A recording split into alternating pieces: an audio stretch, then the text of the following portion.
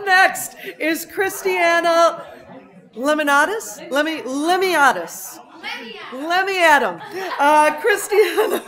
Christiana is the director of.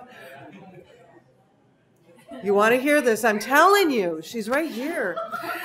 She's the Director of Preservation Services for Preservation Buffalo Niagara, originally from Albany. I'm so happy to see so many people who have ended up here in Buffalo. She has completed her coursework towards an MA in Historic Preservation Planning at Cornell University and has worked in nonprofit preservation advocacy and consulting in Louisiana, Tennessee, and New York State.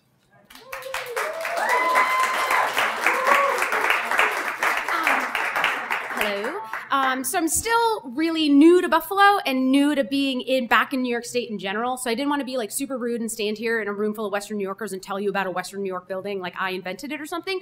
So I'm going to talk about the key buildings and places and projects that shaped me as a preservationist and that like dictate and drive me working here in Buffalo. So this is me as disgruntled as I am in that oversized polo shirt and ill-fitted jeans circa 1995. I'm in front of one of my happiest places in the world, the Vanderbilt Mansion in Hyde Park. If you weren't aware, I'm super Greek, and my dad wouldn't close the diner for longer than one day. So we only ever went on day trips, and so we would go to Hyde Park all the time because there were these 3 historic house museums, and I loved thinking about how the different architecture was telling things to everyone in the community about them. That's the Vanderbilt Mansion, the Roosevelt Estate, and then Eleanor's little love shack. So just loved how they used the architecture to talk about who they were as people to the rest of the world and then how that shaped how they used the house. My next favorite happy place is Olana, Thomas Cole's house in Hudson, New York. The first time I ever looked up architecture words in a dictionary, I was 10 years old, and it was because of this house. But more importantly, the most important thing for this house to me is the staircase. It is a phenomenal staircase that not only is a functional piece of the house, obviously going up and down, but it's where the family would put on plays and entertain themselves because it's the 1800s. And I just loved that it was this functional, necessary element of the house. It's completely just architecture, but it was this heart and social center for their family as well. I tried to get my brother and sister to do plays, and that didn't go anywhere. Fast forward to college. I went to the College of St. Rose in Albany. It used to be a wonderful institution. It is no longer. Don't send your children there. I worked in the archives. I was in charge of the building histories files, and St. Rose loved to tear buildings down. So it was really aggressive, active, me going around inventorying buildings. And this vacant lot was once a beautiful pre-Civil War cottage that I actually went into and caught maintenance busting pipes open in the basement so they could get an emergency demo instead of filing for demolition permits. So I exposed that, almost got kicked out of school. I successfully didn't get kicked out of school, but sadly lost all those buildings for this fantastical piece of crap. So moral of the story, College of St. Rose, and a man named Mike DiTilio who tried to kick me out of school. If you ever meet him, punch him in the face.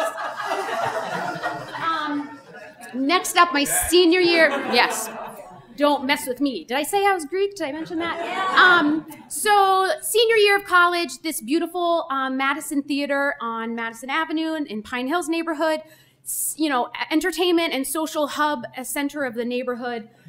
It was beautiful, beautiful back in its prime. Has suffered a little bit of trials and tribulations through the year, but it was still an active, loved theater. The CVS next door, by 2003 it was vacant. The CVS wanted to tear it down for a drive-through. We organized a bunch of preservationists and little old college me, and we formed Friends of the Madison, and we got the city to deny the demolition permit. And then on a middle of a March blizzard, we packed a auditorium to have a community discussion about what to do with it. In that room was the man who eventually ended up buying it and saving that building. And I was in charge of the media, and there's black-haired, over-plucked eyebrowed Christy right there in the middle.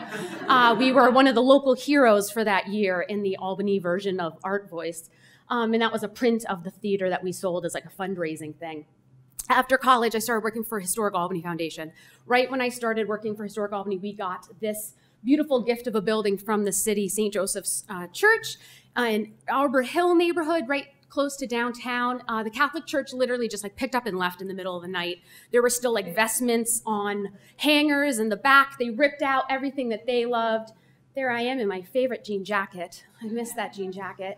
Absolutely beautiful building. We really hit the ground running and did a lot of work to do RFPs and case studies to figure out what we could do with it. I actually ended up writing a little paper for our committee about what Babeville was doing. So it's like really creepy that I work for Jesse now.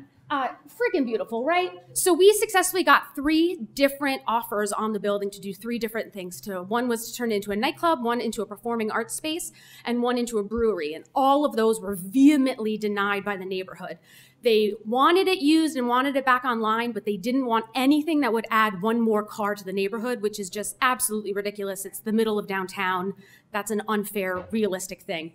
So for 3-4 years, we really worked our frickin' butts off and spent a lot of our own money on this building to get it reused, and every effort that we did was denied by the neighborhoods in the city as well.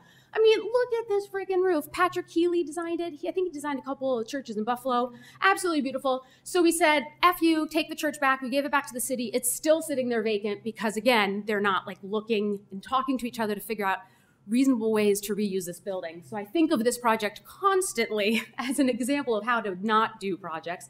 This is my first consulting job ever. If you ever have a troubling day, think about trying to write an architectural description of a steam engine.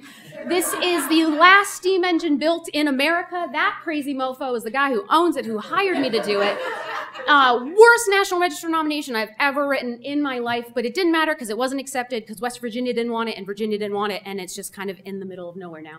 And then ending up is the 2 buildings of why I accepted the job here. When I pulled off the highway and saw the furniture building, I thought it was vacant and the whole entire block was vacant. And I was like, F yeah, this block is awesome. Let's do something with these buildings. Let's fix it. And then walking around, I literally turned the corner and found the Guarantee building. And I actually thought it was in Chicago. I had forgot that it was in Buffalo. And so I was like, oh my God, I have to move here. That's it.